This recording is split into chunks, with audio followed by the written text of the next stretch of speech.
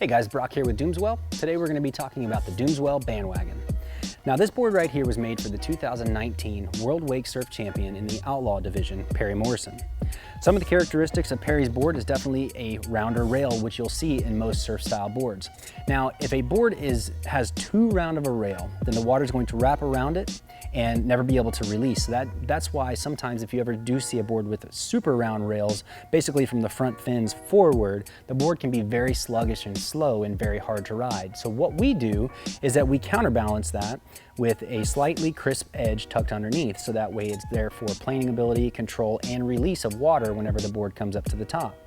The other thing about Perry's board, it does have a single concave from nose to tail for increase in speed, and also to counterbalance some of the nose rocker there in the front, because if a board has too much nose rocker, you can actually start to push water. So, and that's another reason that we put a single concave from nose to tail in there. This board also comes with a quad set of fins. Perry typically, I believe, just surfs with the front two fins, and all of our boards do come with four fins with the board.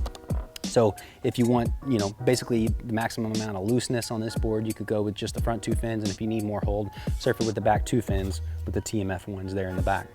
Now this board is typically a little bit narrower than you'll see on our Neos and Nub Steps. And we did that because, Perry was a smaller kid at the time. I believe he was 10, 11, and 12 for however long he's been surfing with us. So this board is definitely a little bit narrower. So this board right here is definitely for those younger groms in the competition scene, and also, smaller men and women, if you guys are down to like the 140, 150 pound range, that just want something a little bit narrower, a little bit lighter, and just something a little bit more nimble underneath your feet. That's not going to have too much float like some of these other boards do.